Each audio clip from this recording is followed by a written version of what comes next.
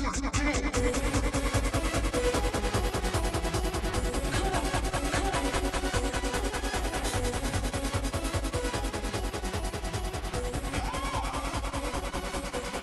day!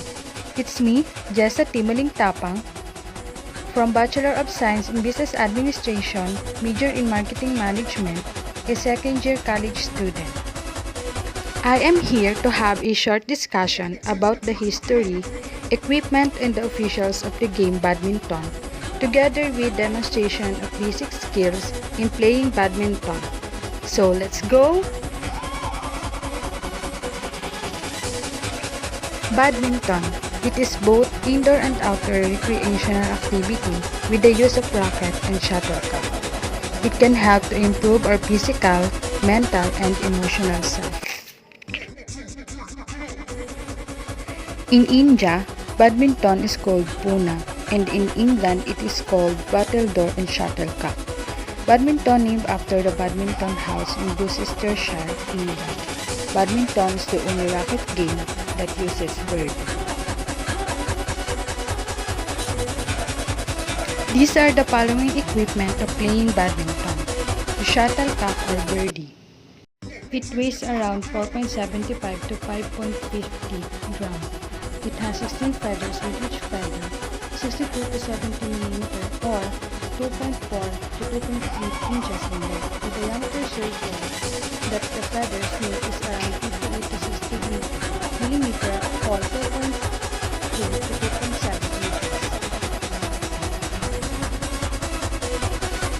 Racket. As the main dimensions, the brim of the racket shall not exceed 680 mm or 2 feet 2.8 inches in overall length and 230 mm or 9.1 inch in overall width. The following are the basic skills in playing badminton. Grip. Way of holding the racket in order to hit shots during a match. Orthodox forehand grip is the most commonly used grip. Most players change grips depending on their shot. Grip is the wrapping around the handle of the racket.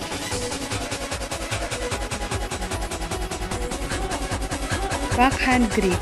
Back of your palm facing the opponent. Forehand grip. Palm facing the opponent.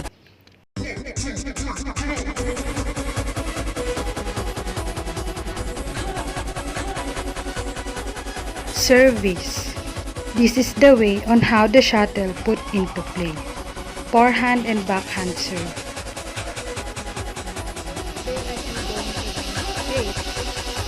The net shot or placing, the smash, and clear defense. So first is net shot or placing. This is considered as mildly offensive by the player.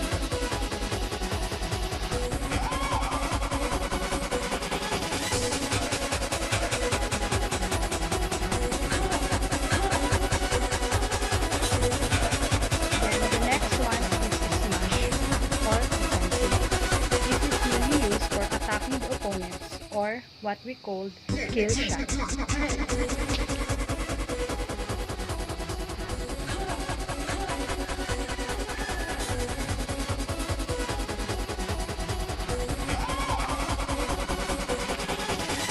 Third and last, rear shot. It is when a player hits the shuttle from the rear of the court to the rear of the opponent's court. The following are the officials in playing badminton. Referee, most important official of the whole tournament, in charge to follow the laws in badminton. They had the last word if there is an argument between the umpire and the player or a team.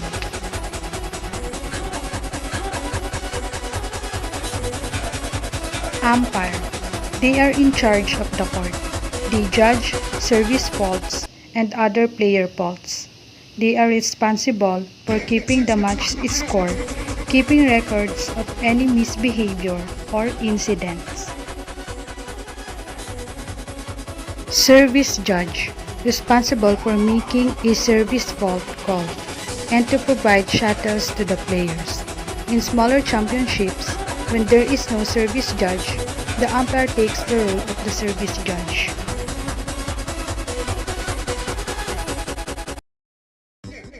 Line judge.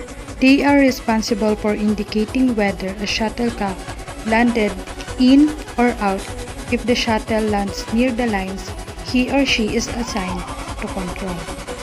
Can have 10 line judges, 2 for short service, 2 for center line, 4 sideline, 2 for back boundary lines or end line.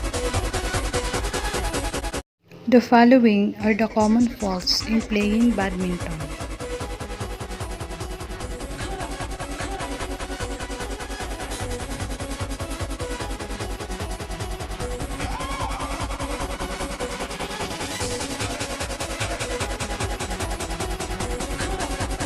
Thanks for watching!